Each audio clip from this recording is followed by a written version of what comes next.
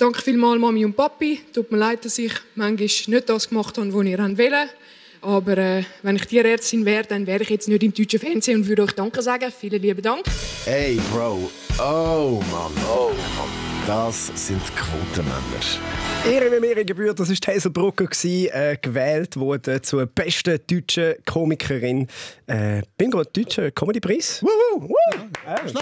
Ein Applaus für Hazel. Schwanger und ein Preis. Ja. Sind wir auch nominiert gewesen? Knapp nicht. Okay. Ja, wir hätten zwar gute Chancen gehabt, aber bei den Podcasts sind ja nur Männer nominiert gewesen. Okay. Von dem her wäre es eigentlich noch eine Möglichkeit gewesen. Okay. Überraschenderweise sind wir es nicht gewesen, obwohl wir auch diese Woche wieder ein Wahnsinnsthema vorbereitet haben. Wir reden über fluchende Papageien, wir haben radioaktive Wildsäue und positive Tests. Wir fangen mit dem positivsten an. Der Aaron, er ist kinderpositiv in dieser Runde als Einziger. Und das ist auch das, was dich diese Woche beschäftigt. Ja, ihr kennt das nicht, aber ich war auf dem Spielplatz mit meinen Kindern. Gestern, am Sonntag, sind wir auf den Spielplatz gegangen. Es ist so ein grosser Spielplatz, wo ganz viele Familien zusammenkommen und dort rumjoggeln. Und ich habe das so beobachtet und es ist schon krass, so das ältere Sein auf dem Spielplatz ist recht menschenunwürdig. Ich schliesse mich da auch gar nicht aus. Also die Leute, erwachsene Menschen kriechen durch irgendwelche dreckige Röhren, weil hinten der Golf ruft «Mami, Papi!»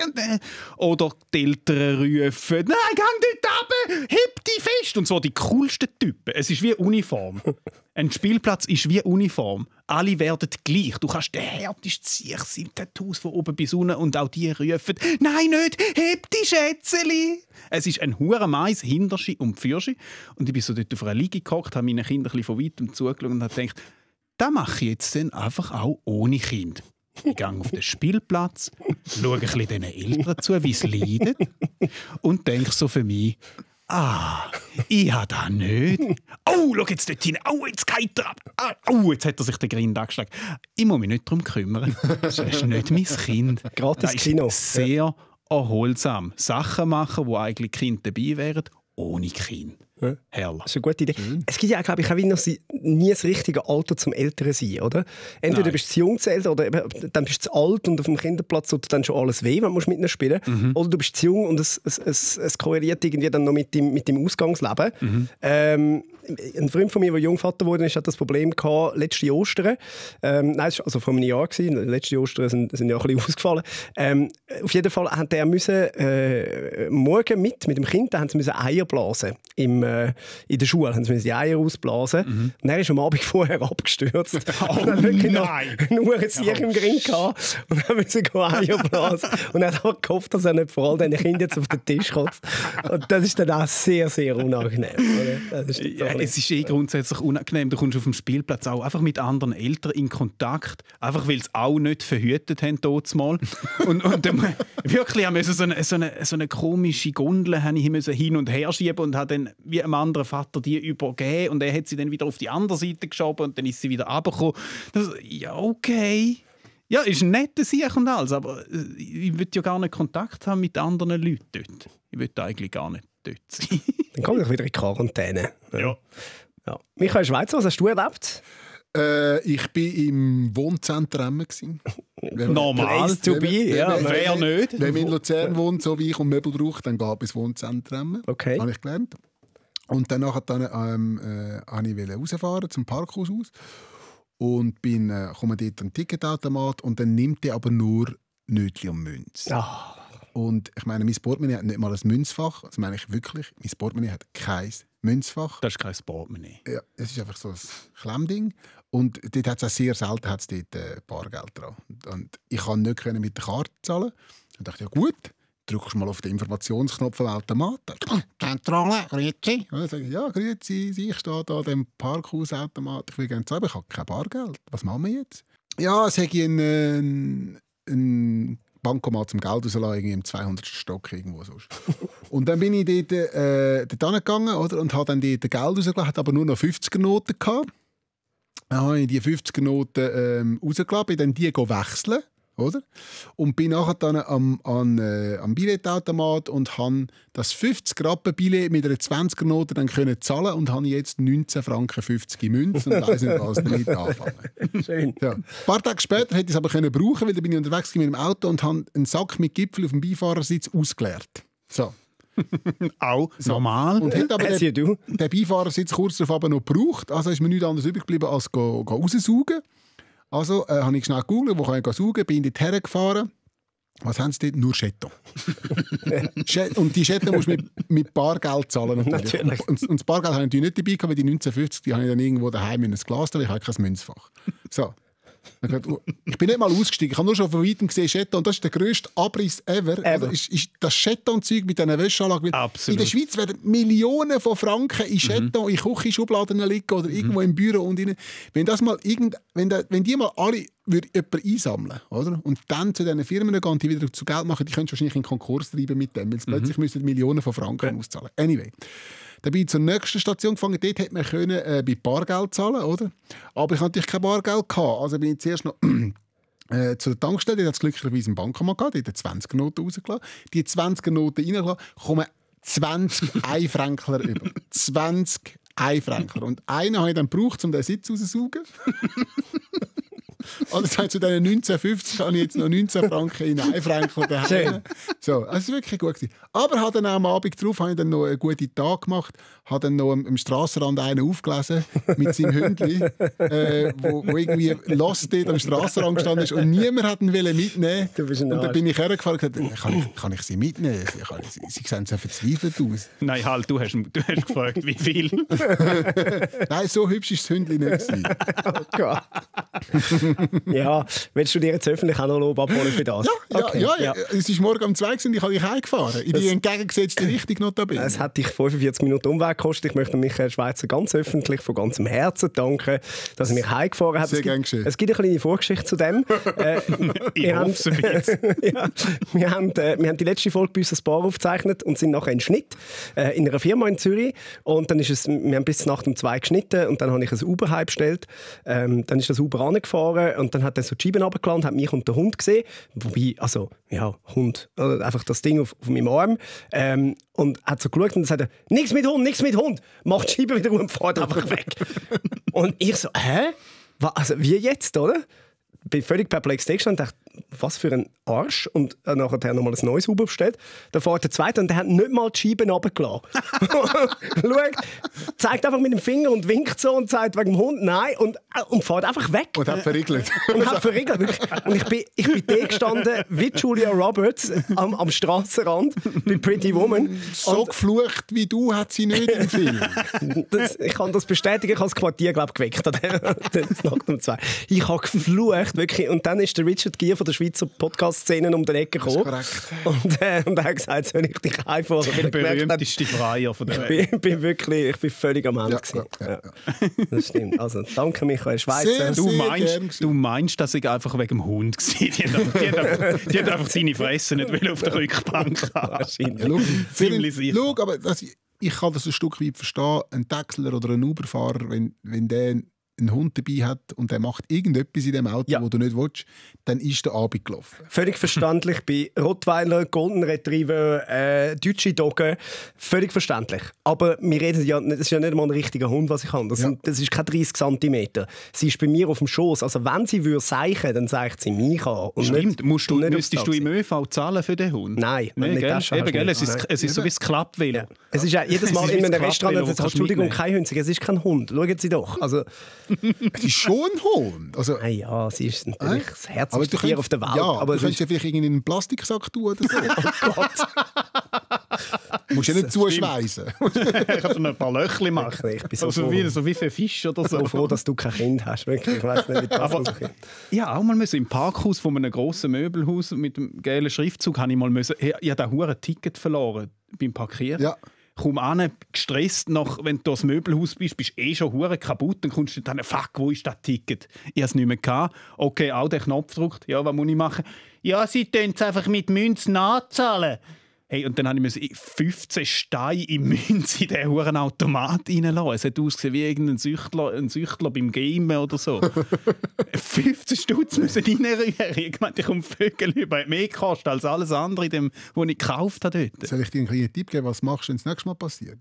Erst drücken, wenn du an an der Schranke stehen. Ja, da können sie nichts mehr machen. Und schau, dass es schon 3-4 hinten dran Ich habe schon 3 hinten dran. Was soll ich? Kann nicht mehr weg. Was, ich mache ihnen auf. Mal drauf. Stimmt. Ja, Lifehack. stimmt. Apropos Lifehack, kann mir irgendjemand sagen, ob man, wenn man abgewiesen worden ist auf Uber, kann man im Nachhinein irgendwie bewerten? Weil das haben wir nämlich nicht können. Also falls irgendjemand weiss, wie man die melden kann. Wieso melden? Ja, weil sie mich nicht mitgenommen haben. Du hast einen Hund dabei gehabt, jetzt haben wir doch das Thema geklärt. Nein, das regt mich immer noch auf. Ich kann immer nicht, wenn ich nur schon wieder hässlich. Also gut, du kannst die Fahrten nachholen, auch wenn du es nicht brauchst. Du wirst jetzt einfach 45 Minuten noch von Uber durchs Zeug fahren. Ja. Nein, das regt Du mich. kannst eine Bewertung mit meiner Fahrt für meine Fahrt abgeben. Also. Ja, das war auch günstig. Das muss man wirklich sagen.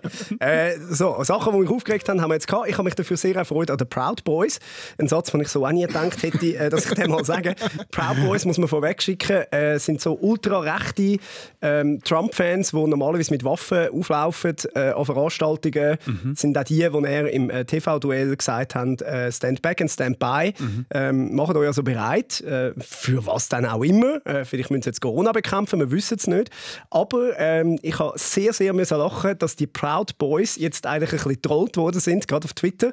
Und zwar von der Gay-Community, die gesagt hat, hey, Proud Boys, das sind immer noch wir. Ja. Und wirklich die schönsten Gay-Fotos hochgeladen haben mit dem Hashtag Proud Boys. Und so ziemlich sicher die eigentlichen Proud Boys wahnsinnig hässlich gemacht haben. Das war vielleicht ein Fehler, sich Proud Boys zu nennen. Das ist immer ein Fehler, sich Boys zu nennen. Ja. Wirklich.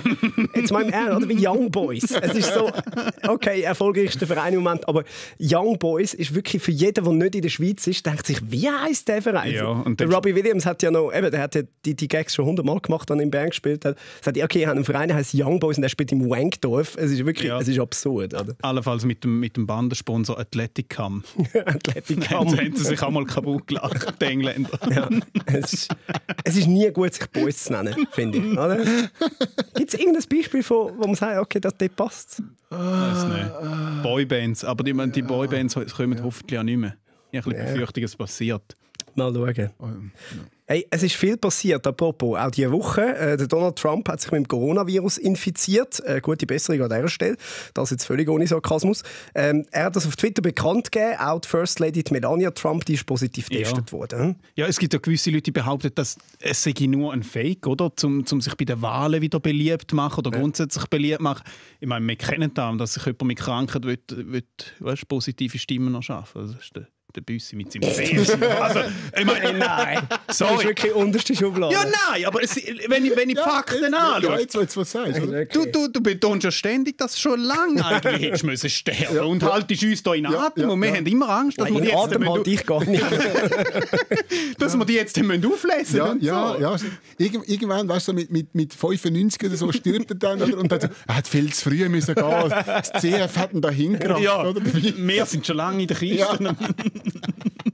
Okay. Scheiße, ich habe mich durchschaut. Okay.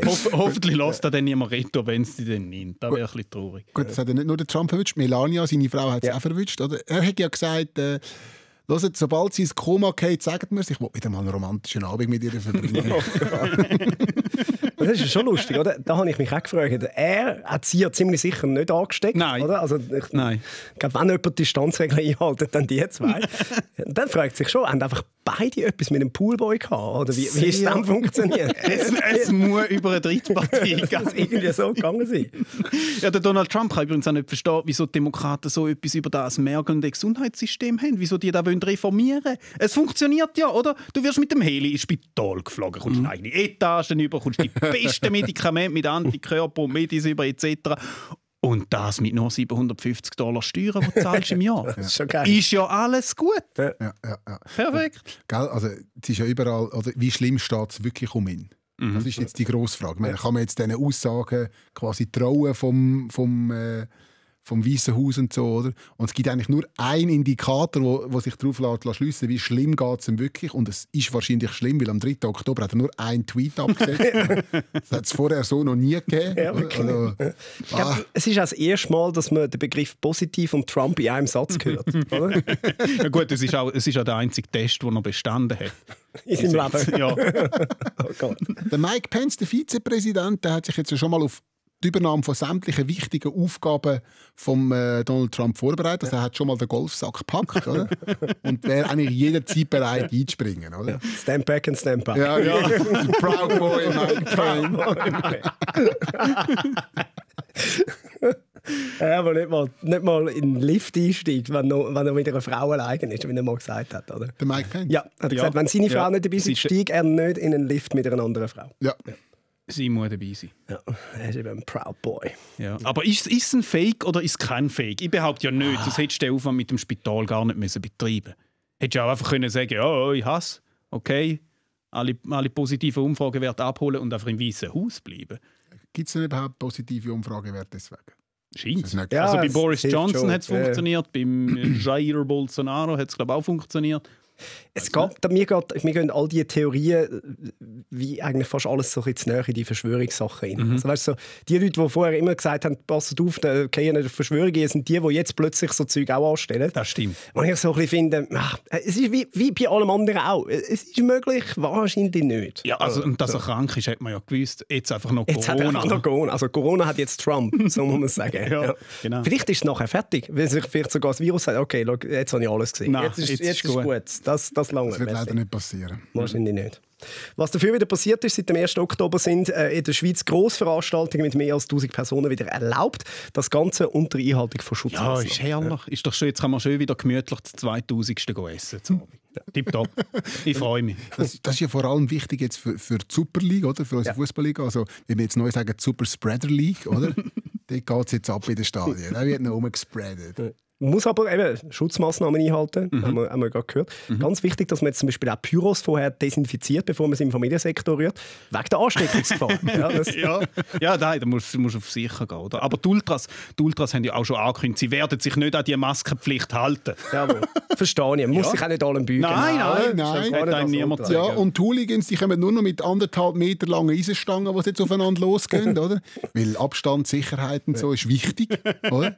So. Schön ist, du kannst jetzt endlich wieder dich mit all diesen Leuten treffen, um gegen Corona-Massnahmen zu demonstrieren. Oder? Ist jetzt wieder offiziell erlaubt. Und für das hätte jetzt die 1000er-Regel nicht müssen gehen. Das stimmt. Ist auch unter noch gegangen. Ja. Also wobei, ist immer die Frage, wer man fragt, oder? Ja. Also sind es ein paar hundert gewesen, oder sind es 50'000 gewesen? Ja, wir als Systemhuren können das nicht wissen. Man weiß Oder es nicht. Apropos, fluchende Papageien.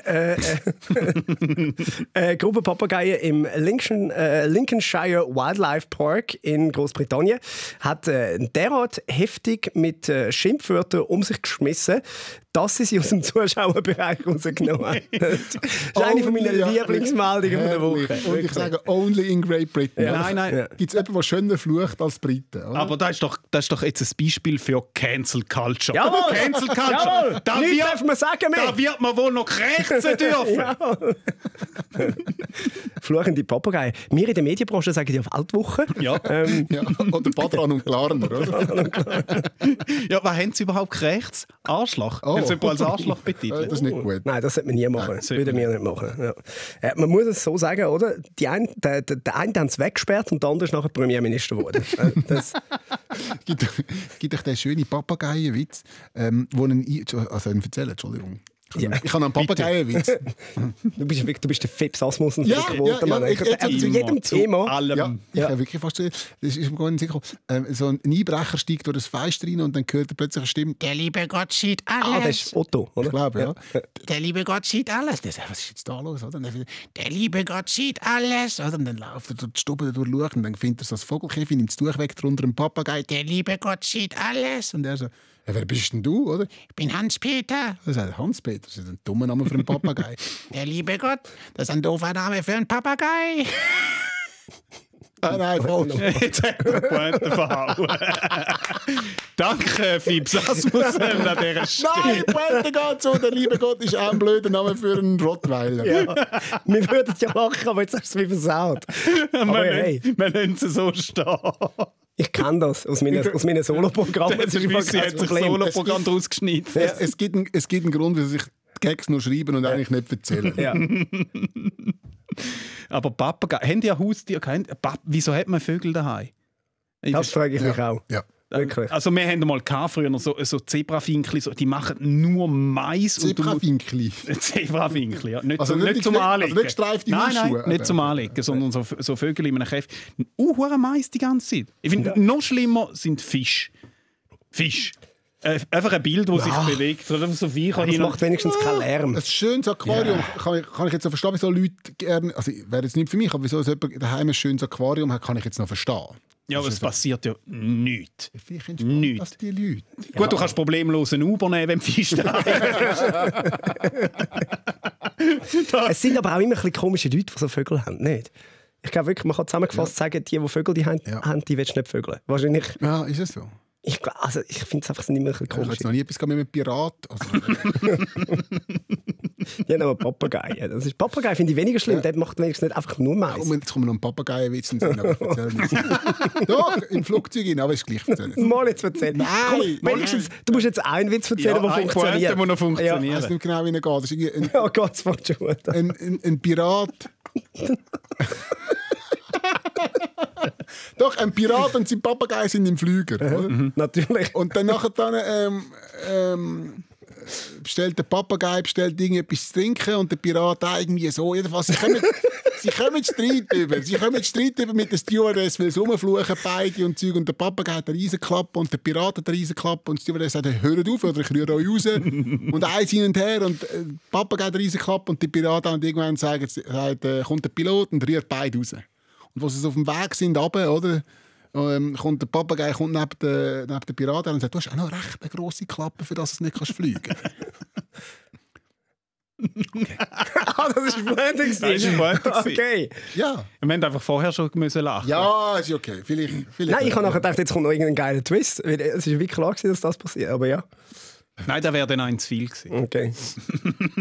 Es ist vielleicht, der Gag vielleicht nicht mein Tag. Ich glaube, der Gag ist beim Fips Asmus rausgefallen, weil er schlecht So ein war. Scheiß, der ist gut. Ich habe einfach nicht richtig erzählt. Ich hätte die Pointe so schöner aufbauen, aber ich wollte eigentlich vorwärts machen. Aber du bist ein Witz. Können wir jetzt- Ich kann keinen Ich kann auch keinen Witz erzählen. Ich kann es wirklich nicht.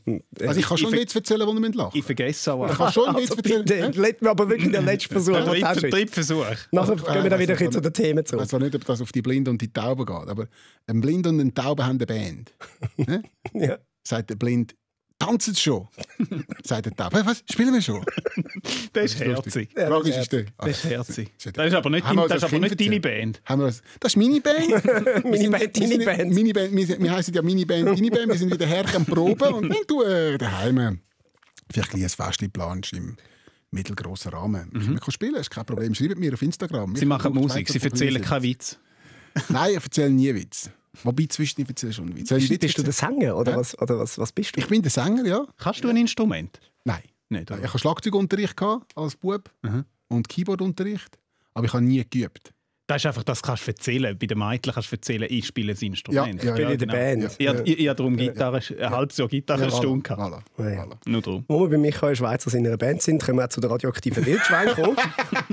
Das erste Mal sind... Das wurde ein Chaos heute. ja, es ist wirklich null Struktur drin. Heute. Das ist okay. gleich. Wir sind einfach, Das ist gleich. Wir sind eine halbe Stunde da, schön sind ihr mit uns.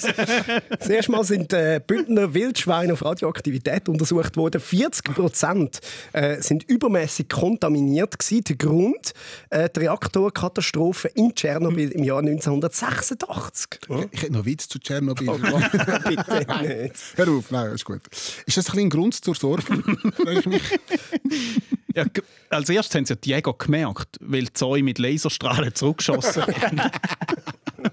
Radioaktive Wildschweine, habe ich als erstes gedacht, Aargauer. Stimmt. So ein bisschen, liebes Jahr 2020. Es langt jetzt, sorry. Radioaktive Säue, jetzt ist langsam. ja, jetzt ist langsam wirklich genau. Ja, und wir wundern uns nicht mal mehr. So, ja, jetzt sind halt Zäune auch noch radioaktiv. Das ist einfach ein Scheissjahr ohne Ende. Ja. Aber Tschernobyl haben wir noch erlebt, oder? Ihr schon. Wir sind ein bisschen älter. Der Mag mich Büssi erinnern? nicht. Ich war wirklich. 1 gewesen. Ja, nein, das ist ein Jahr, wo du dich nicht kannst erinnern kannst. Gott sei Dank. Wir könnten ja Geschichten Ja, yes. erzählen. Ja, erzähl mal. Nein, Hä? wirklich, ich habe nicht dürfen in Sandkasten raus Ja. spielen, weil Kann es ich- wirklich ja. heisst, da kommen radioaktive Wolken von Tschernobyl her in die Schweiz. Und Dosenmilch haben wir müssen trinken. Pulvermilch. Hat es mal mit Milch angerührt mit dem Pulver und mit Wasser und so. Es war kein schöner Moment, gewesen, wenn die Offi nicht mehr mit der guten, gewohnten Milch gibt. Das weiss ich noch. Ja. Kreuzsacher haben wir gewohnt. Aber das ist wirklich so. Dort hat man so ein bisschen Schiss gehabt. Ja. Das ist einfach so ein bisschen, Ja. Radioaktiver Weg. In dem Sinne hast du das nicht ganz verstanden. Also, Ja. du natürlich schon, du bist natürlich mit 6 so reif gewesen. Wahnsinn. Hä? Nein, Das hast du Wahnsinn. natürlich Es ist verstanden. Wahnsinn. Ja. Und heute haben wir alle irgendwie strahlende Geräte im Hosensack. Ja. Ist ja schön. Hast du eigentlich deine Kindheit im Thurgau verbracht oder im St. Gallischen? St. Gallischen. Nein, halt, im Ausserrhoden, nicht im St. Gallischen. Ich habe auf St. Gallen runter gesehen und aufs Thurgau. Voilà. Ja, von uns aus hast du den Bodensee gesehen. Schön. Das ist ein schöner Teil dort. Ja. Wo wir gerade beim Thurgau sind, können wir die Meldung auch noch mitnehmen, die ich gar nicht selber möchte ja sagen, sondern dass der SRF News überlässt. Im Kanton Thurgau müssen 300 Personen bis am nächsten Dienstag in Quarantäne. Betroffen sind laut einer Mitteilung des Kantons alle Teilnehmerinnen und Teilnehmer der Klöpf-die-Weg-Party in Filchen. Ich habe jetzt das 3. Mal oder das 4. Mal gehört. Ich muss, und es kommt mir jedes Mal weg, wenn ich es höre. Wirklich, du hast es geschafft, wenn deine Klöpf-die-Weg-Party in der SRF News auch genau so Aber sie machen kein Geheimnis daraus, es ist angeschrieben. Klöpf die weg. Ja. Andere sagen Dinge, White Special Party, blablabla. Nein, es ist auch Klöpf die weg. Es ist einfach ehrlich. Es ist ehrlich. Das ist grossartig. Aber sind wir mal ehrlich, wenn die Thurgauer die Hause bleiben, ist jetzt also niemand wirklich traurig. Oder? Sterben im Thurgau plötzlich nicht mehr so unrealistisch. Ja, nie vergessen. Dieses Leben bis wir sterben im Thurgau.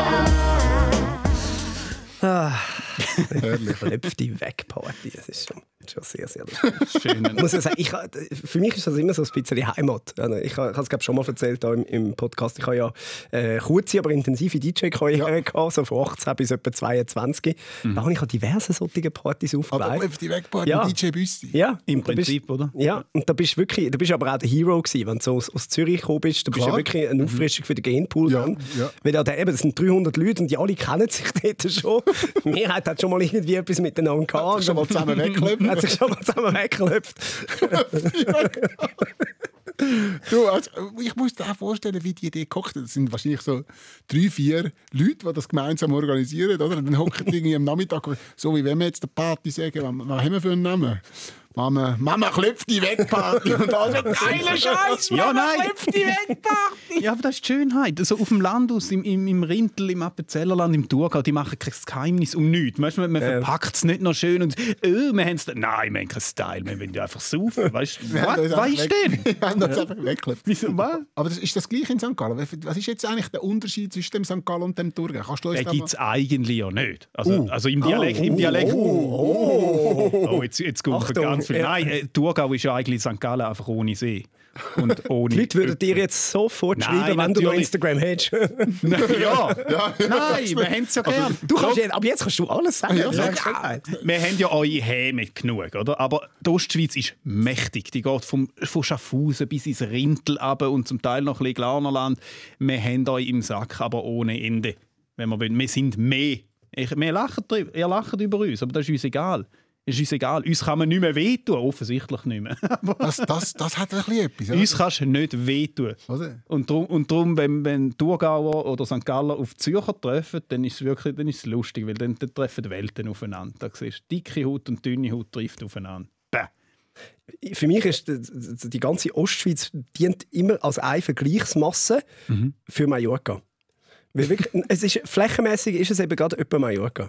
Und darum, wenn mich die Leute fragen, wie groß ist Mallorca, sage ich, so wie die Ostschweiz. Sie können sich dann zwar nicht wirklich etwas darunter vorstellen, aber es ist flächenmäßig. Ist es Ja, Ostschweiz. aber da Lieder fördern Kreativität. Da kommen ganz viele gute Leute, von Gabriel Vetter, Fabio Lander, Renato Kaiser, Lara Stoll. Wir kommen alle aus der gleichen Familie. Ja, mehr oder weniger Ja, aus der aber gleichen Familie, look. aus dem Biotop raus. Wir haben nichts zu verlieren. Ja, das ist ja wie beim Rap. Je schlechter dass es dir halt geht, Genau. oder? Je schlechter die Umgebung ist, wo du aufwachst, desto besser deine Kunst. Ja, und in Zürich müssen sie, die haben etwas zu verlieren. Die müssen sagen, unsere Stadt ist so... Ja, es ist ja die schönste und grösste Stadt. Okay.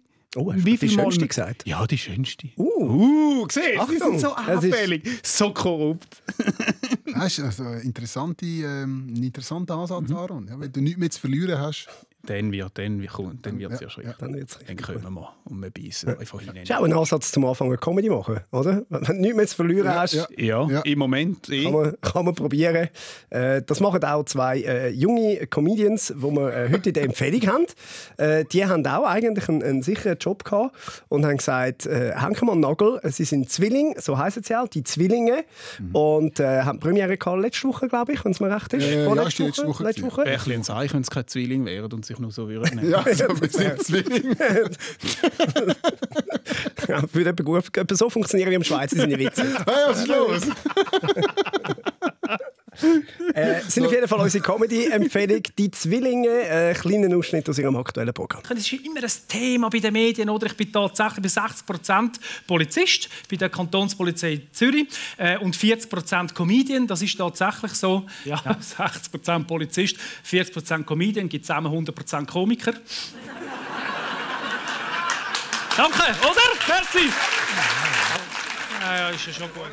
An dieser Stelle möchte ich euch sehr gerne sagen, wir haben auch doch, ich habe gesehen, ein paar Arbeitskolleginnen von mir hier im Raum und Arbeitskollegen und Leute aus der Familie, die wissen das natürlich. Wer da der Erstgeborene ist, hey, voilà, das bin ich. Er da wäre mein jüngerer Zwillingsbrüder. Ich meine, 5 Minuten nach mir auf die Welt gekommen. Das ist ja lachhaft. 5 Minuten, ich meine, keine Sau hat ein T-Shirt da, wo drauf steht, ich bin Zweiter. Niemand, das gibt's nicht. Gibt's nicht so einen Loser? Ich meine, ein Wunder steht er mit mir überhaupt auf der Bühne in Dübendorf. Die Nachgeburt drüben sie schon weg, oder? Es sind wirklich Zwillinge. Ich habe jetzt hier keinen Unterschied gehört. Ich habe nicht gehört, welcher ist. Ja, und sie sind ja wirklich sehr schwierig zu unterscheiden, vor allem wenn sie für die Bühnen so gleich angelegt sind. Mega. Der Roland und der Thies. Also, einer hat, ich habe es Ihnen mal gesagt, einer von, also der Roland, der Roppo, genannt Roppo, der hat ein bisschen einen verbogenen Luftfilter, sage ich mal. Er hat eine ganz leichte, schräge Nase gegenüber dem anderen und so kann ich sie unterscheiden. Ja, das ist aber wirklich schwierig. Also, wenn du dann eben nur einen von beiden siehst, das ist mir auch schon so gegangen, dann denkst du, oh, welcher von beiden ist es jetzt? Ja, das ist so bei den Zwillingen. Supportet Schweizer Comedy, geht das schauen. Ich bin gestern Abend zum Beispiel Lisa Christ schauen. Können wir jetzt nicht als Comedy-Empfehlung machen, weil sie keine Comedy macht. Wer jetzt meint, das ist einfach eine billige Retourpointe für ihre Kritik am Podcast, dass ich sage, es ist keine Comedy, was sie macht, das ist tatsächlich nicht. Also auch in eigener Definition. Sie macht Kleinkunst, aber ein Stück, das ich finde, sehr sehenswert, kann man sich durchaus auch mal anschauen gehen. Soweit unsere Empfehlungen für diese Woche. Wir empfehlen euch vor allem aber auch, entweder geht an eine Klöpfti-Weg-Party oder sonst klöpft euch mit uns wieder weg. Nächsten Dienstag sind wir wieder. Ich finde es einfach immer noch geil, dass die SRF News... Stell dir vor, du bist die Newsredaktorin, die die Meldung geschrieben hat und sagt, du sollst mir Party nehmen. Ja, sag's, komm. Und sie hat wahrscheinlich vorher gesagt... Ja, und sie hat vorher gedacht, hoffentlich verputzt es mich einfach nicht an dieser Stelle, wenn ich Klöpfti weg Party muss in SRF News. Und du musst einfach eins wissen, die nächste Klöpfti weg Party wird wahrscheinlich überrannt. Ich muss sagen, ich will einfach auch einmal leben an der Klöpfti weg Party. Die 1000er-Grenze braucht es. Das ist der SRF Satire-Talk. Quotenmänner. Oh Mann. Präsentiert von Stefan Büsser, Aaron Herz und Michael Schweitzer. Online Karin Tommen, Distribution Hans-Jörg Bolliger. Ton- und Audio-Layout Benjamin Pogonatos. Projektverantwortung Susanne Witzig. So, also nächste Woche müssen wir es glaube ich nicht einschalten, oder? Ich bin ja in der Ferien, oder? Dann lassen wir es ausfallen. Nein, okay. Wenn du mal nicht da bist, dann klopfen wir uns mal richtig weg und machen mal einen richtig guten Podcast. Okay. Das ist gut, okay. Das ist doch kein Problem. Der Arno ist nicht da. Sturmfrei. Yeah, klopfen wir uns weg.